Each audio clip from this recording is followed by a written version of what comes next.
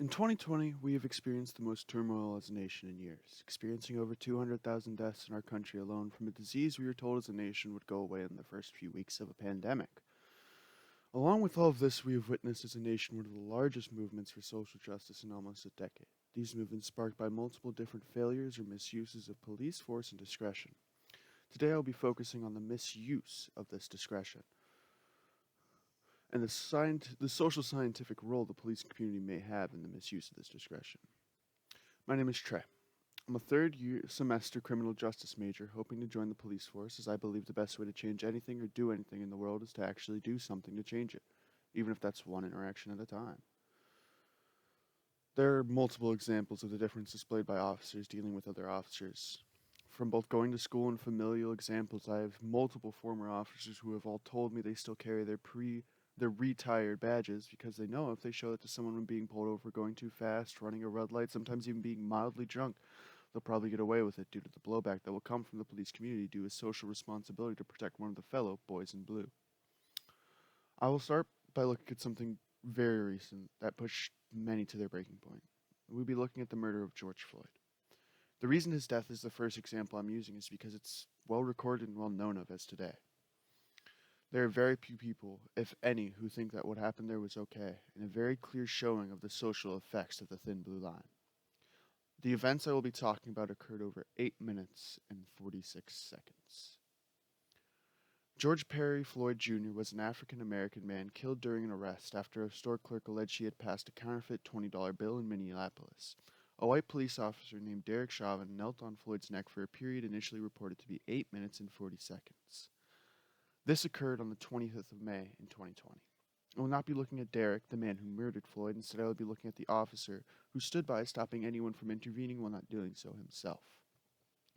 In the video, former officer Tao Thao can be seen in multiple clips from the incident standing just feet away from Floyd while he was dying, capable of hearing Floyd's calls for help and complaints of asphyxiation. The reason he's my first example is because he is most prevalently featured in the videos of the events that occurred. He can be seen through the entirety of the footage standing by up until Floyd falls silent and unresponsive, at which point he eventually checks his pulse with no response. Chauvin still knelt on his back, and still at this point he had yet to stop Chauvin from doing any further damage. It's not stopping Chauvin he showed one of the greatest issues in the police community, and that's fear to stand up to peers in your field for fear of being excommunicated from the field of criminal justice, which is an effect of the thin blue line. A quote from Thao before body cam footage was released read, "I was concerned with the crowd." I mean, I would hope that the other officers would do their job and check on him. In school, we're trained like, hey, if a suspect's claiming they can't breathe, if they're talking, then they're breathing.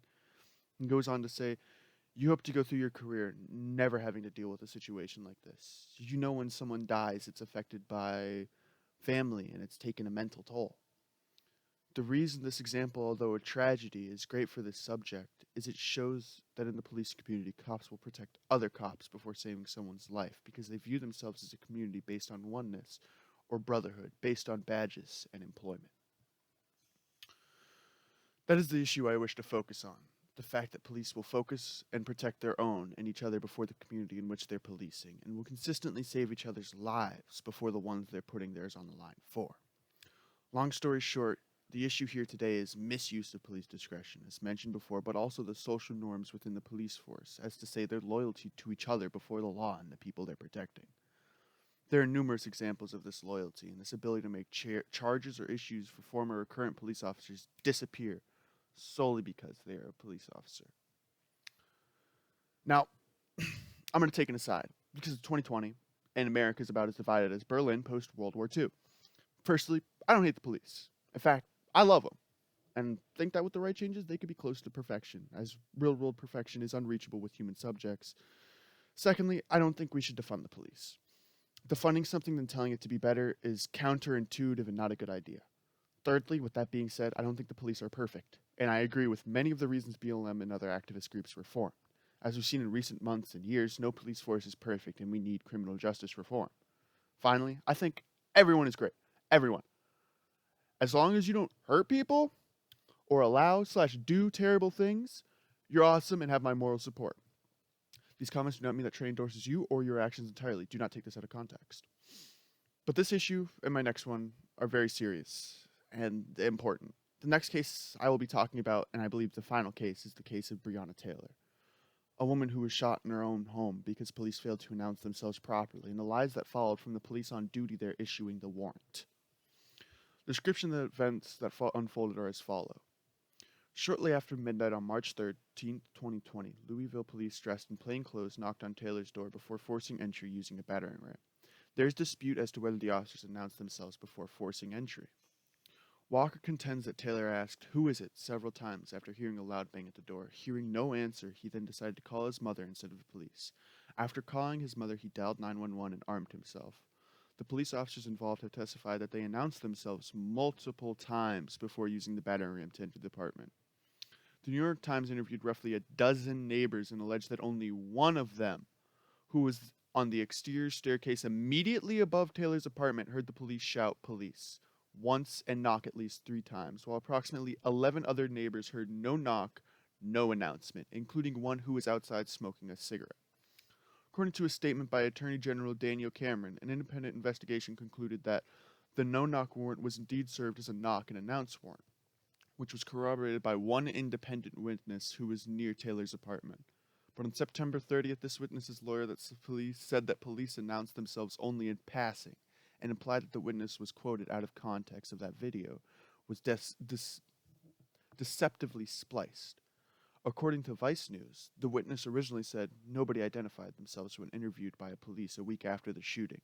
But when the police called him in 2 months later, he said he heard, "This is the cops."